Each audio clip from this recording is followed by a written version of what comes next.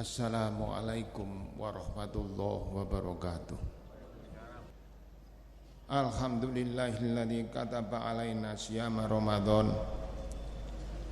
wa ja'alahu rujhanan fil mizan wa hisnan minasyaiton. Asyhadu an la ilaha illallah wahdahu la syarikalah syahadatan tuslikul qalba wal lisana min afasatil af'ali fi kulli zaman. Wa asyhadu anna sayyidana Muhammadan abdu wa rasuluh alladzi adharul haqqa yaumal taqal jam'an. Allahumma shalli wa sallim ala sayyidina Muhammadin wa ala alihi wa ashabil ladzina yatamassakuna bil Qur'an. Amma ba'du, fa ya ayyuhan nas ittaqullaha haqqa tuqatih fis sirri wal alan. Qala Allah Ta'ala syahrul Ramadan alladzi unzila fil Qur'an hudal linnas wa bayyinatin minal huda wal furqan. Ma'asyiral muslimin rahimakumullah. Lewat mimbar khutbah pada siang hari ini kami serukan, marilah kita bersama-sama berupaya untuk menjaga diri dengan bertakwa kepada Allah Subhanahu wa taala. Dalam situasi kondisi apapun, mari kita selalu berpegang teguh dengan ajaran-ajaran Al-Qur'an dan Sunnah Rasul sebagai landasan hidup.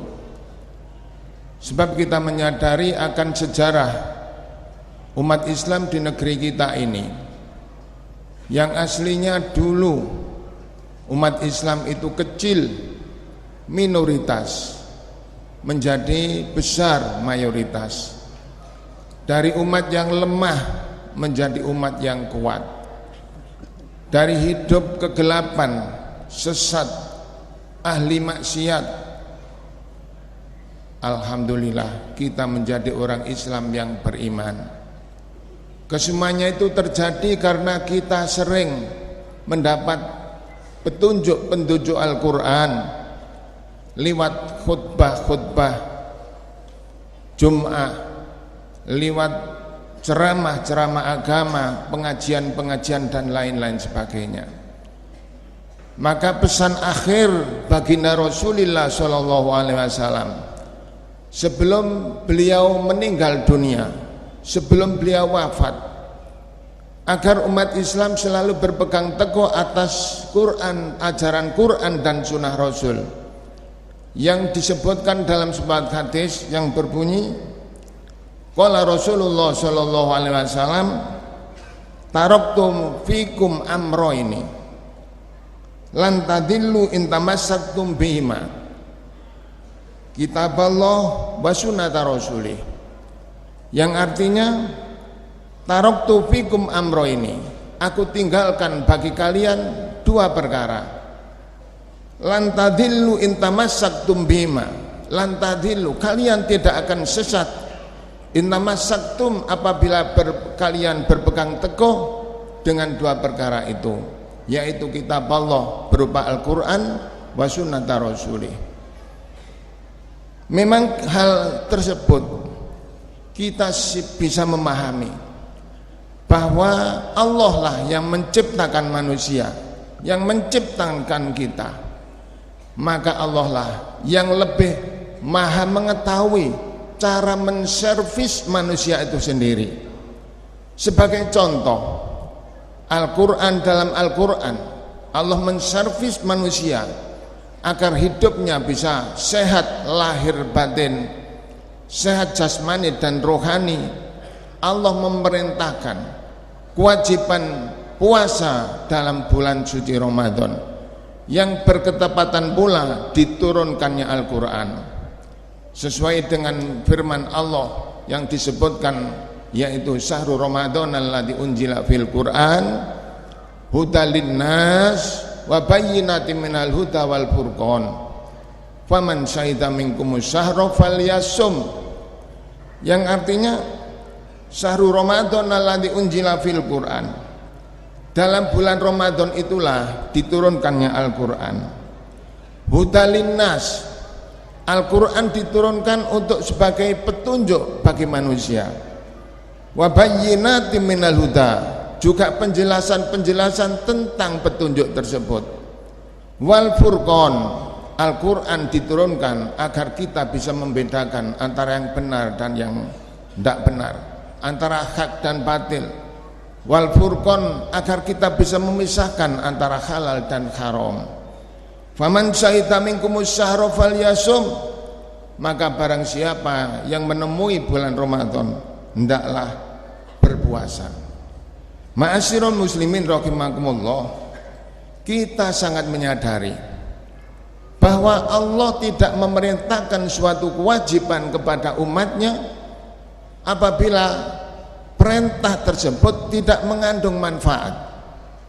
Kita yakin dengan seyakin-yakinnya bahwa kewajiban puasa itu sangat bermanfaat bagi kehidupan manusia. Sebab perintah puasa itu tidak hanya sekedar untuk menahan lapar dan dahaga. Buktinya apabila kita lupa siang hari, makan dan minum karena lupa, maka puasa itu tidak batal.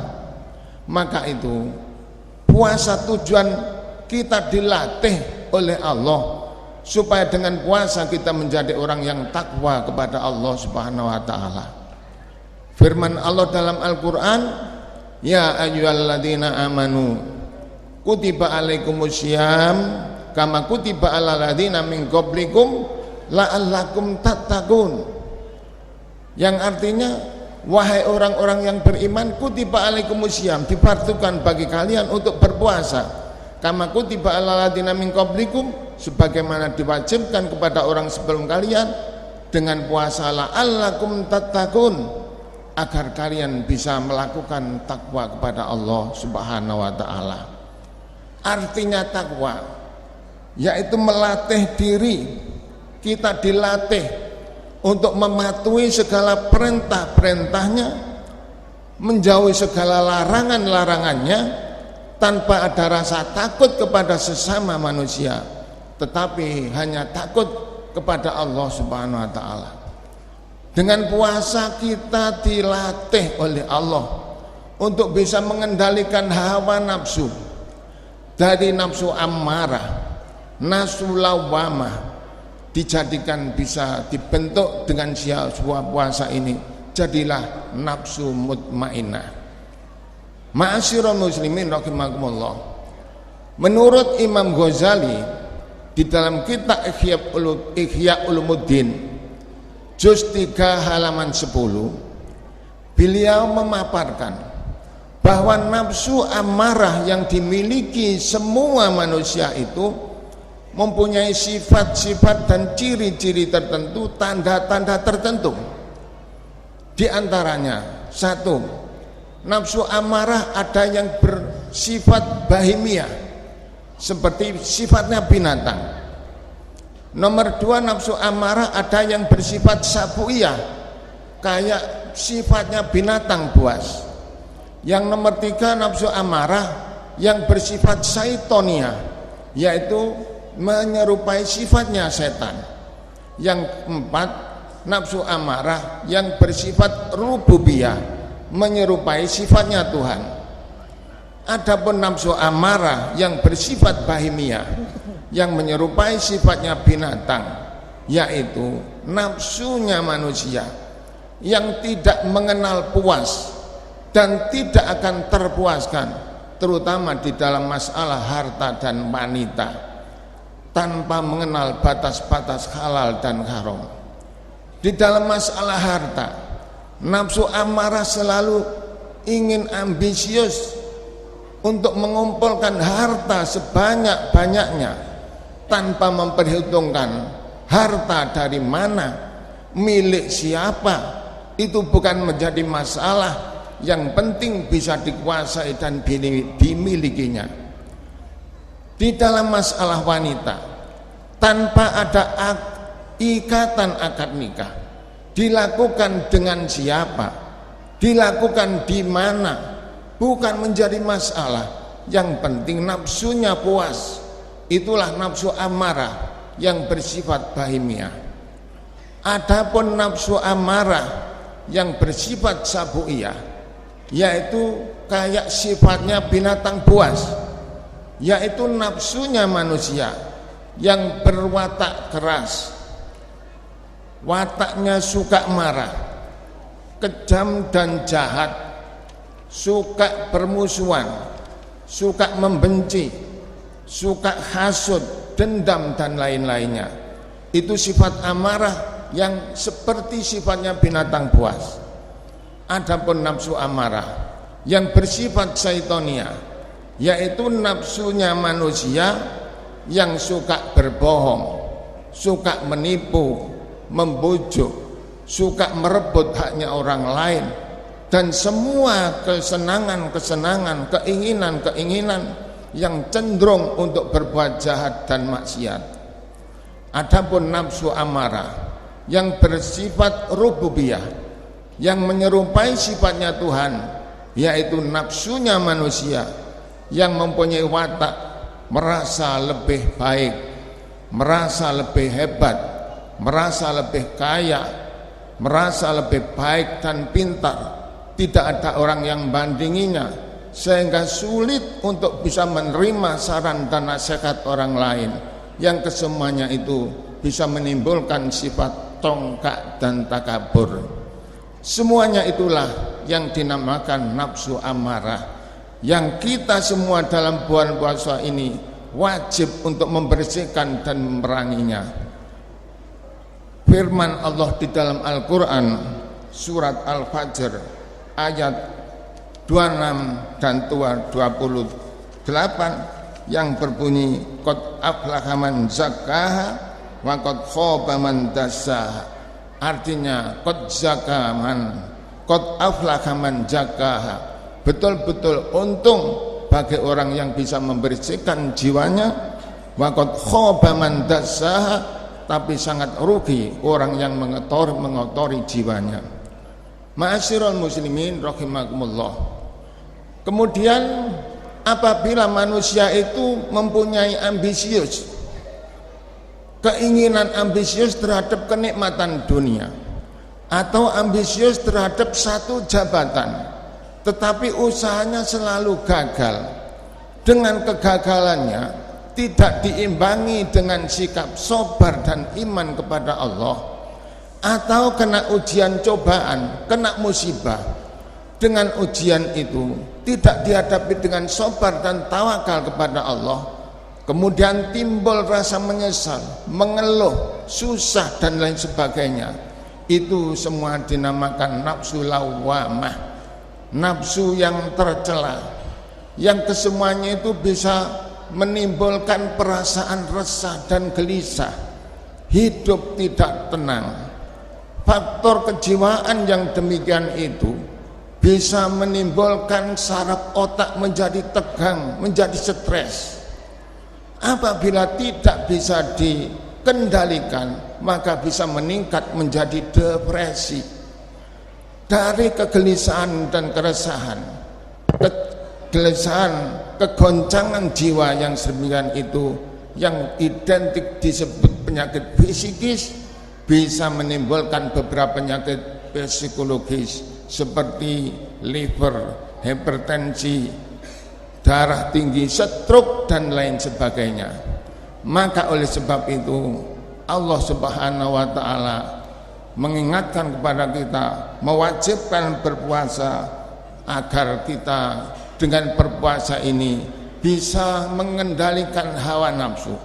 Dengan demikian nafsu amarah, nafsu lawamah yang bisa menimbulkan dampak yang negatif, dampak yang buruk baik dirinya sendiri maupun orang lain, kita diwajibkan puasa. Dengan puasa kita dilatih untuk bersikap sabar dan tenang. Dengan puasa kita dilatih untuk bisa mengendalikan ambisi dan emosi. Dengan puasa kita dilatih untuk meningkatkan cara berpikir untuk memilih antara hal-hal keduniaan, agar hidup kita bisa menjadi orang yang sehat lahir dan batin, dijauhkan dari segala penyakit badaniyah. Qala Rasulullah sallallahu alaihi wasallam, sumu tasihu, berpuasalah kalian agar kalian bisa menjadi orang yang sehat. Ma'asyiral muslimin rahimakumullah, maka oleh sebab itu kita tidak bisa melalaikan dengan penderitaan selama kita melakukan puasa bulan suci Ramadan ini, yang merasakan lapar, letih dan lesu. Semuanya itu usahakan bisa menjadi pelajaran yang sangat besar untuk menata kehidupan kita di masa-masa yang akan datang. Karena hidup ini adalah ujian. Sewaktu-waktu kita mendapat ujian, marilah kita hadapi ujian itu dengan penuh sabar dan tawakal kepada Allah, minta pertolongan Allah agar ujian dan cobaan itu menjadi kebaikan. Kemudian apabila kita mempunyai keinginan suatu cita-cita, maka cita-cita itu marilah kita usahakan dengan sungguh-sungguh tanpa mengenal putus asa. Masalah hasil atau tidaknya itu hanya Allah lah yang menentukan. Tetapi sekali lagi, jangan kita mudah putus asa apabila menemukan kegagalan. Sebab kegagalan hakikatnya adalah merupakan keberhasilan yang masih tertunda. Marilah hidup ini kita syukuri dengan penuh iman dan tawakal kepada Allah. Dengan iman dan tawakal yang kuat, hati kita bisa sejuk, tentram, damai, bisa menerima kenyataan hidup yang ada. Dengan demikian kita bisa lebih tekun di dalam ibadah kepada Allah dengan hati yang tenang dan khusyuk. Jiwa yang sepi demikian itulah yang dinamakan nafsun mutmainnah, yang mendapat penghargaan panggilan Allah yang disebutkan di dalam surat Al-Fajr yang berbunyi, ya ayyatuhan nafsul mutmainnah irji'i ila rabbiki radiyatan mardiyah fadkhuli fi ibadi wadkhuli jannati. Ya ayyatuhan nafsul mutmainnah, wahai jiwa yang tenang, irji'i ila rabbiki radiyatan mardiyah, kembalilah kamu kepada ajaran Tuhanmu, radiyatan dengan penuh ridho, mardiyatan dan diridhoinya, fadkhuli fi ibadi, masuklah kamu dengan hamba-hambaku yang soleh, wadkhuli jannati, niscaya kamu akan masuk surga. Barakallahu li wa lakum bil Qur'anil azim wa nafa'ani wa iyyakum bima fihi minal ayati wa dzikril hakim wa taqabbala minni wa minkum innahu huwas samiul alim.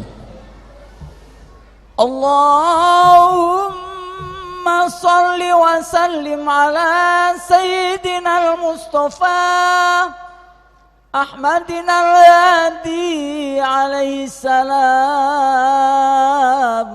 wa radiyallahu ta'ala an kulli sahabati ajma'in.